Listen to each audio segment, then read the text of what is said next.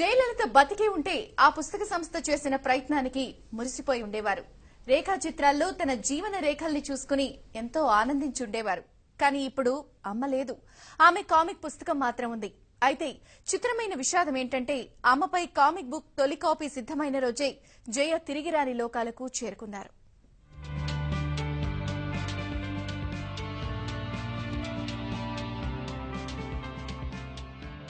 Tony arcs గత పుష్కర కాలంగా హైదరాబాద్ కేంద్రంగా యానిమేషన్ చిత్రాలు సృష్టిస్తున్న సంస్థ.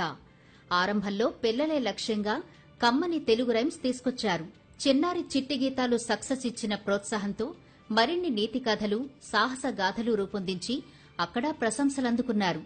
ఇంగ్లీష్ మీడియం పిల్లల కోసం కూడా మరికొన్ని యానిమేషన్ స్టోరీలు సిద్దం చేశారు.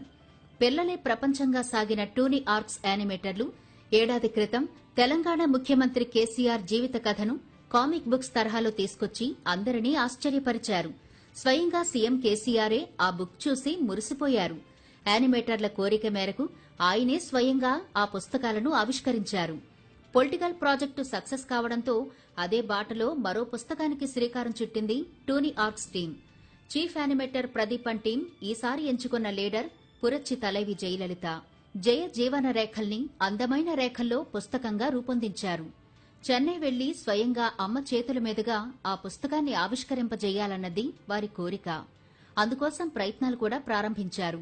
తమిళనాడుకు చెందిన అధికారుల ద్వారా సీఎంను చేరుకునే మంతనాలు మొదలుపెట్టారు. ఇంతలో జయ అనారోగ్యంతో ఆస్పత్రి పాలయ్యారు.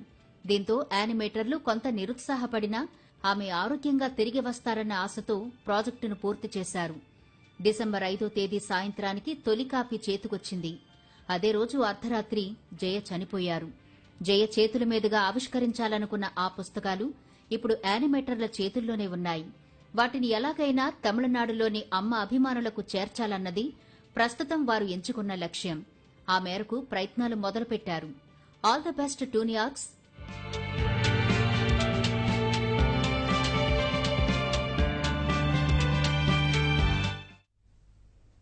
ఏవి చూసాం కదా వ్యూవర్స్. ప్రస్తుతం టోనీ ఆర్క్స్ టీమ్ మనతో పాటు ఉన్నారు. ఎస్పెషల్లీ చీఫ్ యానిమేటర్ ప్రదీప్ గారు and marketing and business development partner Prasad గారు మనతో పాటు స్టూడియోలో ఉన్నారు. మరి ప్రయాణం ఏంటి, ఎస్పెషల్లీ బుక్ లాంచ్ చేయడానికి తీసుకురావడానికి కారణాలు ఏంటి, అలా వెళ్ళబోతోంది వీళ్ళ జర్నీ అన్ని మనం వాళ్ళతో మాట్లాడి తెలుసుకుందాం. హలో ప్రదీప్ గారు and hi Prasad garu, welcome to ABN studio. We're very glad to see you people స్టూడియోలోకి రావడానికి.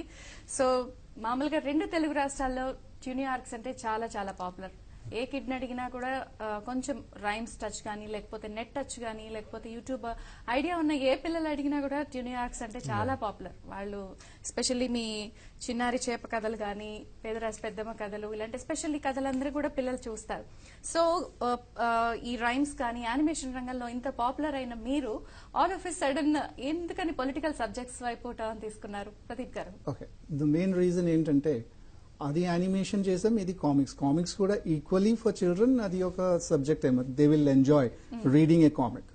So Superman, Spiderman అంతా superficial characters, they don't exist. కానీ okay, these are big leaders who are there with us and everybody know them అనమాట. So వాళ్ళ life history ఏంటి, వాళ్ళు ఏం చేశారు, ఇంత పెద్దగా ఎట్లా అయ్యారు, ఒక ఇన్స్పిరేషన్. సో ఆ ఇన్స్పిరేషన్ కోసం చేసింది. సో బేసిక్లీ ఇందులో పొలిటికల్ స్ట్రీమ్ వాళ్ళు తీసేసి వాళ్ళది childhood, how intelligent they were, how good they were and how passionate they were to become somebody big అనేది సబ్జెక్ట్ ని చూస్ చేసుకుని వాళ్ళది చైల్డ్హుడ్ ని మెయిన్ ఎంఫసైజ్ చేసి చేసాం. సో ఇది కూడా బేసిక్లీ చిల్డ్రన్ కే, it's not for adult actually. But adult do love to enjoy అనమాట, ఎందుకంటే it's a history.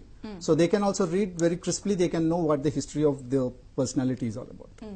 And Prasad garu, especially main ఎక్కువ ఏంటంటే చిల్డ్రన్ రీచ్ అవడం కోసము చిల్డ్రన్ కి ఆ పర్సనాలిటీస్ చిన్నప్పుడు ఎలా ఉన్నారు, ఆ స్టేజ్ కి ఎలా ఎదిగారు అన్నదే మెయిన్ టార్గెట్ అంటున్నారు కదా.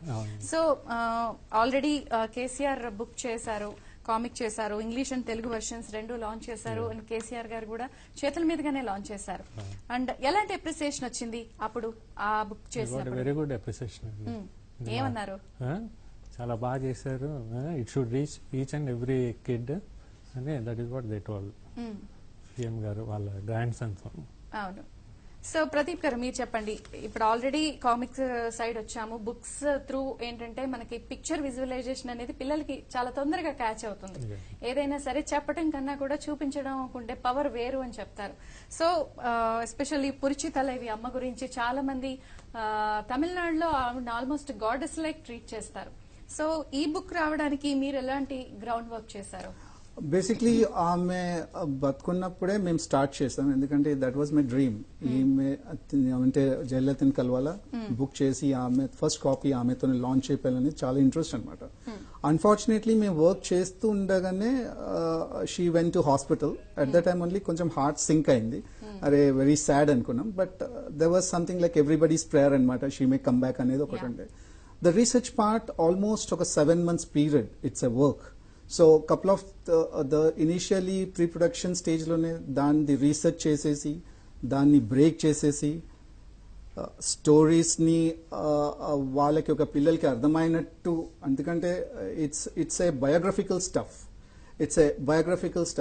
So we have to really understand how big the subject is and how varied the different issues she will be involved in. So దాంట్లోకి అన్ని ఆమెది కాంట్రవర్సీ లేకుండా ఆమెది జనరల్ నేచర్ ఏదో దాన్ని బేస్ చేస్తూ రాయాలంటే కొంచెం కష్టమే, కానీ we work hard. The research was perfect and research చేసేసి దాన్ని క్రిస్ప్ గా దాన్ని డీల్ చేసేసి. ఎందుకంటే ప్రదీప్ గారు ఒక ఇలాంటి పర్సనాలిటీకి సంబంధించిన కామిక్ బుక్ తెచ్చినప్పుడు ఏంటంటే వాళ్ళ లైఫ్ లో చాలా చాలా థింగ్స్ ఉంటాయి. ఎందుకంటే ప్రతి మూమెంట్ ఇన్ దేర్ లైఫ్ అనేది ఒక అడ్వెంచర్ కిందే ఉంటుంది. ప్రతి పార్ట్ అనేది కూడా ఒక మలుపు తిప్పిన సంఘటన అయి ఉంటుంది వాళ్ళ లైఫ్ లో. వాళ్ళు ఈ రోజు ఈ పొజిషన్ కి వచ్చారు అంటే, సో అవన్నీ కూడా మీరు ఎలా మేనేజ్ చేశారు? దట్స్ వాట్ ఏంటంటే వాళ్ళది లైఫ్ ఇప్పుడు బేసిక్లీ మన చిల్డ్రన్ ని కాన్సన్ట్రేట్ చేస్తున్నాం కాబట్టి వాళ్ళ చైల్డ్హుడ్ అడ్వెంచర్స్ మనకి చాలా ఇంట్రెస్ట్ అనమాట. తర్వాత వాళ్ళు చేసింది ఏంటంటే యాజ్ అన్ అడల్ట్ అవి maybe on the political ground, దానికి పిల్లలకి ఏం సంబంధం లేదు. వాళ్ళు okay, they may take it as something which is beyond their knowledge. So children కావాల్సింది ఏంటంటే what are the pranks, what are the interesting thing, what are the adventures they did in the childhood. అంటే వాళ్ళు inspiring గా తీసుకునే so ఆ particular part లో మనం చాలా వర్క్ చేసేసి వాళ్ళు మాట్లాడిన చోట, వాళ్ళు స్పీచ్ ఇచ్చిన చోట, ఇంకా వాళ్ళు ఓపెన్ గా డిస్కషన్ చేసిన చోట అంతా వాళ్ళు somewhere they will bring in that stuffs అనమాట. మేము చైల్డ్హుడ్ ఇలా ఉండే, మా టీచర్స్ ఇలా మమ్మల్ని అప్రిషియేట్ చేశారు, మా టీచర్ ఇలా నన్ను ఇది చేశారు, మోటివేట్ చేశారు. Exactly right. సో ఆమెను చూసి లేకుంటే అతన్ని చూసి వీళ్ళు ఇమీడియట్ గా ఇన్స్పైర్ అయ్యేది ఏంటంటే అరే this great personality did so well in the school. So in case if నేను కూడా పెద్ద కావాలంటే definitely I have to do something more so that I can reach that zenith. So అలాంటి ఒక మోటివేషన్ వస్తుంది వాళ్ళకి. So whole research is on that. అంటే particular గా ఇలాంటివి చేయటం వల్ల పిల్లలు ఇన్స్పైర్ అవుతారు కాబట్టి పొలిటికల్ సబ్జెక్ట్స్ కి చూస్ చేసుకున్నా అంటున్నారు. పొలిటికల్ అంటే these personalities of our time, because these are the great personalities and I don't think beyond this anybody can raise anamata.